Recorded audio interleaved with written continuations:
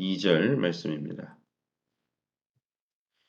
열왕기하 21장 2절 말씀 보겠습니다.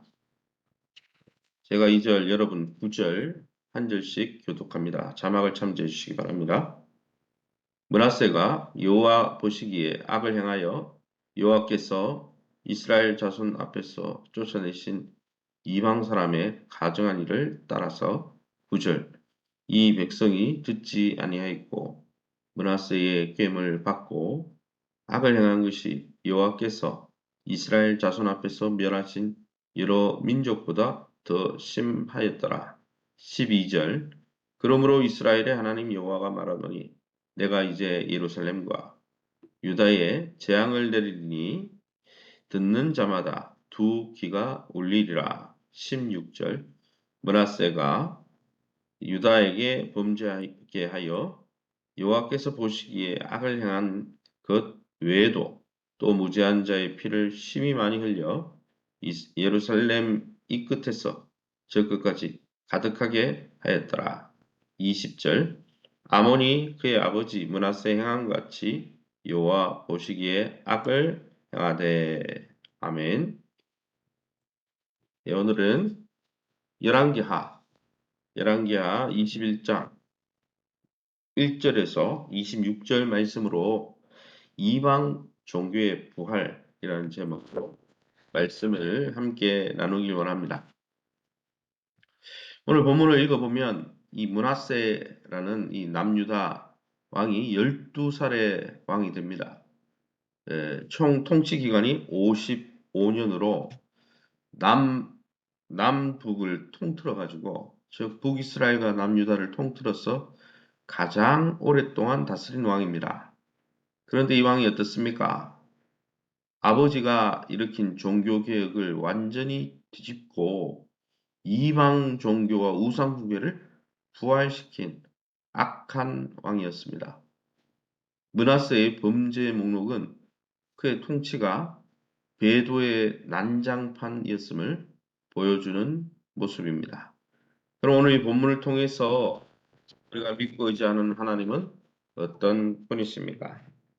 12절 말씀입니다. 12절에 그러므로 이스라엘의 하나님 여호와가 말하노니 내가 이제 예루살렘과 유다에 재앙을 내리리니 듣는 자마다 두 귀가 울리리라.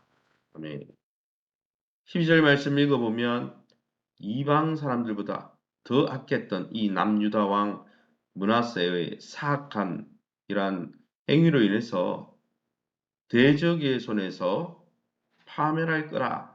남유다 백성들이 파멸될 거다. 이렇게 하나님 말씀하십니다. 당시 유다 왕국은 전쟁 이후에 아수르의 속국으로 국제 관계에서 평화를 누렸습니다. 조공을 바치면서 아수르에게 속국으로 있었으니까요. 그러나 이런 평화, 하나님이 주신 평화가 아니죠.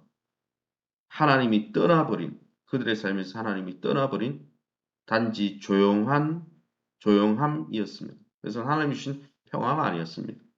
그러게 사랑하는 성도 여러분, 우리가 누리고 있는 지금 평안이 하나님과의 화목한 관계 속에서 비롯된 것입니까?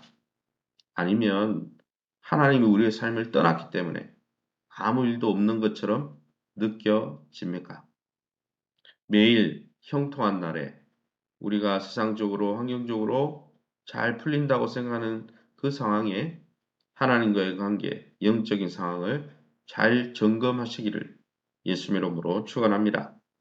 그럼 우리에게 주시는 교훈이 뭡니까? 2절입니다. 므낫세가 여호와 보시기에 악을 행하여 여호와께서 이스라엘 자손 앞에서 쫓아내신 이방 사람의 가증한 일을 따랐다 했습니다. 므낫세는 이스라엘 역사에서 가장 심각하게 우상을 섬겼던 북이스라엘의 아합 왕을 추종했습니다. 북이스라엘 왕이고 자기는 남유다 왕인데 그 악한 왕을 추종했어요. 우상을 숭배했습니다. 고의적으로 신명기 17장 3절에 나오는 하나님의 율법의 말씀을 깨뜨렸습니다. 하나님 보시기에 악한 행동만 골라 했습니다. 그는 하나님과 언약 맺은 하나님의 백성이라고 할 수 없는 이방인 그 자체였습니다. 사랑하는 성도 여러분, 우리의 삶 속에도 하나님이 미워하시고 멀리 쫓아버리신 것들을 다시 끌어와서 반성경적으로, 반하나님적으로, 하나님에 반대하는 그러한 삶을 살고 있진 않습니까? 어, 경건의 모양이 중요한 것이 아니라 경건의 내용, 하나님을 뜨겁게 사랑하는 그 관계가 중요한 것이죠. 9절 말씀입니다. 9절, 이 백성이 듣지 아니하였고 므낫세의 꾀임을 받고 악을 행한 것이 여호와께서 이스라엘 자손 앞에서 멸하신 여러 민족보다 더 심하였더라. 9절 말씀 읽어보면 이 남유다 므낫세가 만약 그랬다면 그동안 부왕이나 종교개혁을 일으킨 그런 분위기가 있으니까 백성들이라도 봉기하고 이것은 잘못되었다 이렇게 해야 될 텐데 유다 백성들조차도 자신들의 참왕인 하나님의 말씀을 듣지 않았다는 거죠. 포악한 왕 므낫세의 말에 순종했습니다.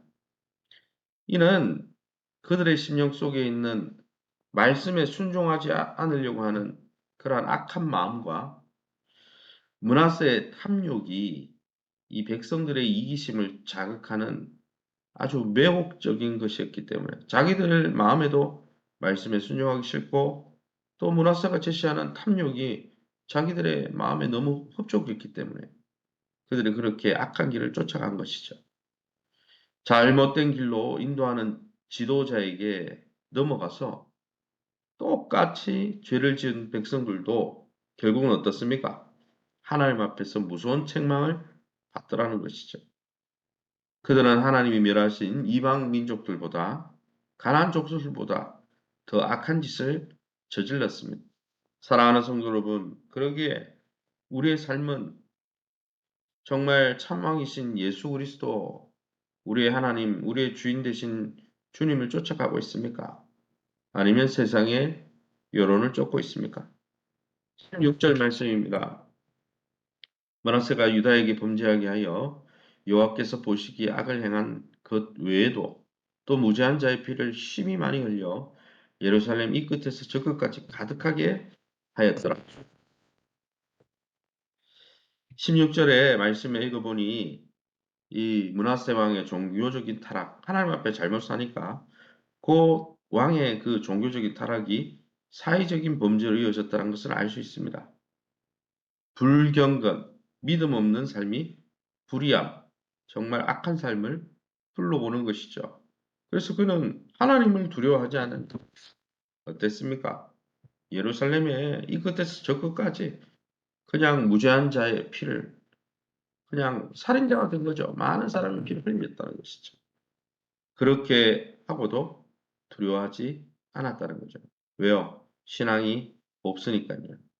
그렇게 사랑하는 성도 여러분, 종교 지도자와 정치 지도자들 위해서 왜 힘써 기도해야 되는지 이 본문을 통해서 보면 왕이 한 명 어떻게 세워지느냐에 따라서 그 나라가 하나님 앞에 이렇게 흥황하기도 하지만 이렇게 하나님의 저주와 심판을 쌓을 수밖에 없는 그러한 처지에 놓일 수도 있다는 것이죠.